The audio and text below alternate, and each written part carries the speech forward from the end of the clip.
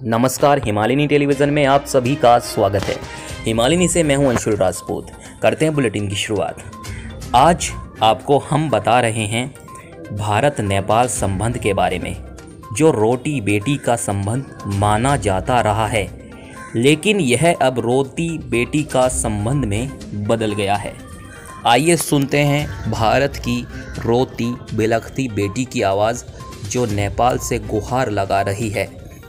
यह हमने लिया गीता कोछड़ जायसवाल की रिपोर्ट से, जो जवाहरलाल नेहरू विश्वविद्यालय की प्रोफेसर हैं और चीन के फुतान विश्वविद्यालय फुतान विकास संस्थान में दक्षिण एशिया की राजदूत भी हैं।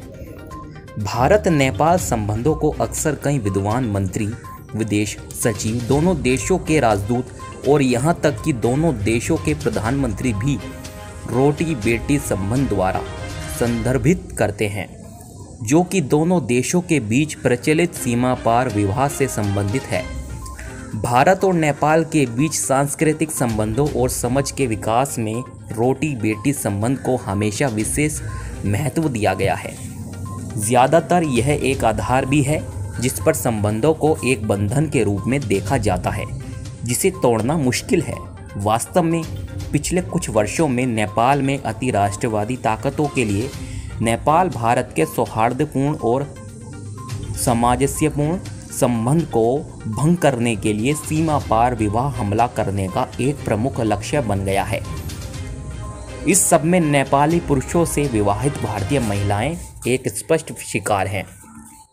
बनारस विश्वविद्यालय की अकादमी सलाहकार डॉक्टर पारोमिता चौबे कहती हैं कि नेपाल में लोगों की जातीय विविधता के अलावा विविधता का एक और पहलू है, जो कि अक्सर कम ही हाईलाइट किया जाता है।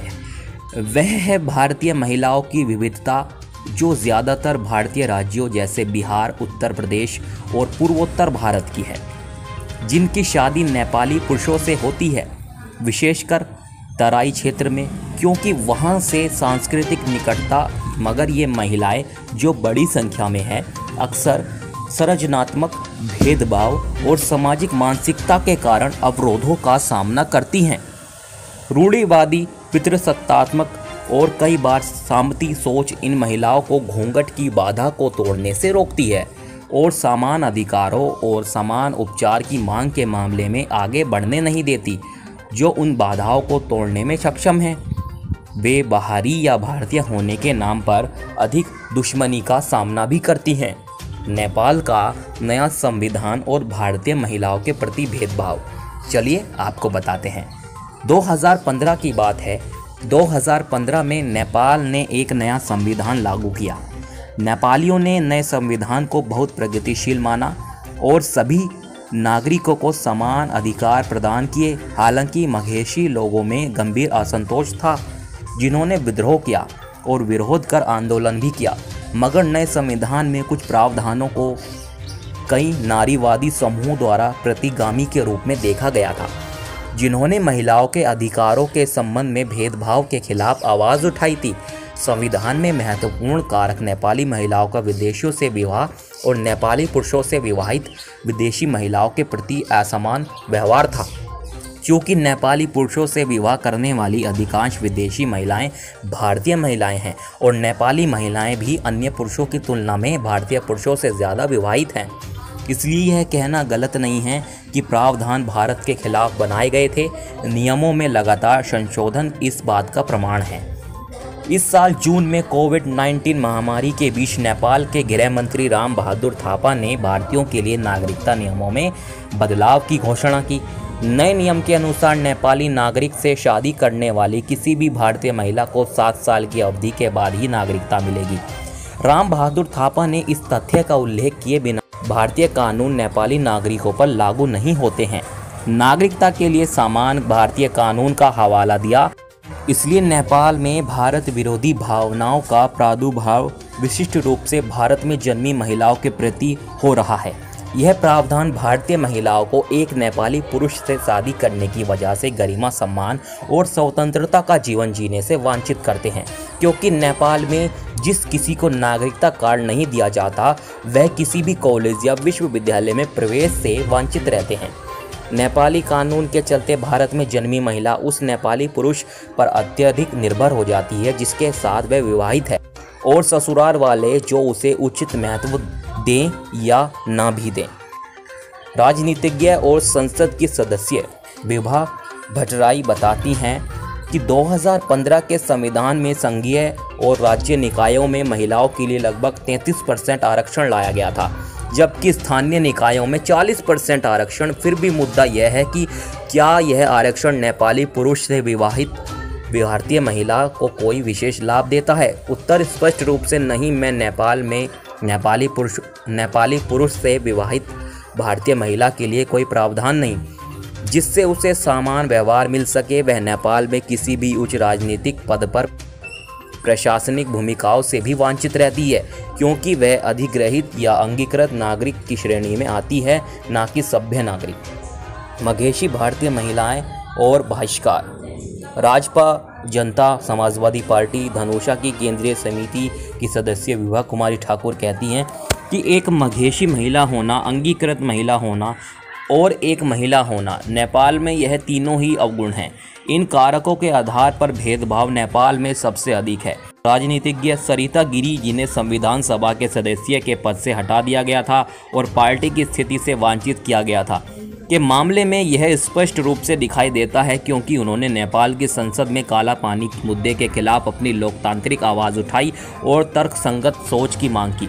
सोशल मीडिया ने उन्हें भारतीय महिला के रूप में लेबल किया, भले ही वह दशकों से शादीशुदा है और नेपाली गणराज्य के सुधार के लिए संघर्षों में बलिदान भी दी है। सरिता गिरी का मानना है कि सोशल मीडिया टूल अब उन लोगों के हाथों में एक हथियार है जो महिलाओं पर हमला करना और उन्हें असुरक्षित बनाना चाहते हैं। यह अत्यधिक लिंग पक्षपात पैदा करता है और महिलाओं को उनकी भूमिका और स्थिति के आधार पर भेदभाव करता है। उनकी आलोचना के दौरान यह स्पष्ट नजर आया कि नेपाल में कई ताकतें सोशल मीडिया का उपयोग कर भारत में जन्मी महिलाओं के साथ साथ मघेशी महिलाओं के खिलाफ भारत विरोधी भावनाओं को भड़काते हैं। भारत मघेश वापस ले आओ जैसी कई आवाज़ें प्रमुख हुई और काला पानी के मुद्दे पर संविधान सभा में अपने शक्तिशाली भाषण से राजनीतिज्ञ राजेंद्र महतो ने सच्चे राष्ट्रवाद पर कड़ा प्रवचन देखकर उन आवाज़ों को विफल किया। रोहतक जिले में गौर नगर पालिका की उप महापालिका अध्यक्ष किरण ठाकुर बताती हैं कि आमतौर पर महिलाओं के लिए नेपाल में राजनीति में शामिल होना मुश्किल होता है, लेकिन भारत में जन्मी महिलाओं को न तो आगे रहने की अनुमति है, न ही मंच पर बोलने की। मानवाधिकार की रक्षक और नेपाल भारत विश्व विकास मंच प्रांत संख्या 2 की अध्यक्ष सुनीता साहब बताती हैं कि जिस क्षण का एक महिला निर्भीक होकर अपनी आवाज़ उठाती हैं, राजनीतिक ताकतें उसे हर तरह से दरकिनार करती हैं और साठ-गांठ डराना और धमकी से उसकी आवाज़ को दबाती हैं। इसलिए नेपाल में महिलाएं स्वतंत्र नहीं हैं, बल्कि वह हुक्म मानती हैं और दबी भी हुई हैं। नेपाल में रहने वाली कई भारतीय महिलाएं बताती हैं कि उनके लिए भारत में पैदा होना और एक नेपाली से शादी करना अपने आप में एक कलंक है। राष्ट्रीय हित के किसी भी मुद्दे पर भारतीय महिला को भारत के साथ वफादारी निभाने के रूप में टैग किया जाता है, चाहे वह ससुराल के लिए और नेपाल के लिए जहां उसकी शादी हुई कितनी भी वफादारी क्यों न करे। भारत और नेपाल के बीच दोहरी नागरिकता के प्रावधान की कमी के कारण महिलाओं को राज्य के हाथों में अधिक संवेदनशील बनाती है। इसलिए विभा कुमारी ठाकुर का मानना है कि न भारत हमें चाहता है, न नेपाल हमें पहचानता है। आगे बता दें आपको दहेज हिंसा और कानून की स्थिति। जी हाँ, राष्ट्रीय मानवाधिकार आयोग कमिश्नर मोहना अंसारी ने बताया कि एक सप्ताह के भीतर राष्ट्रीय मानवाधिकार आयोग में बलात्कार के 9 मामले सामने आए। वह कहती है महिलाओं के लिए सबसे बड़ी चुनौती न्याय तक पहुंचना।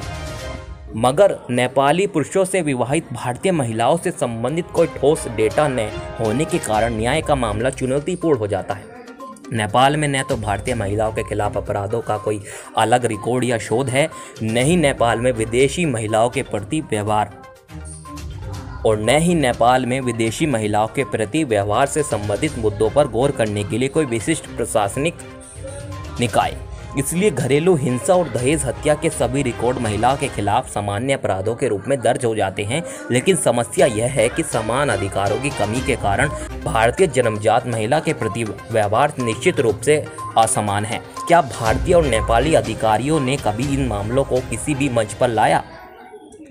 जवाब फिर से नहीं।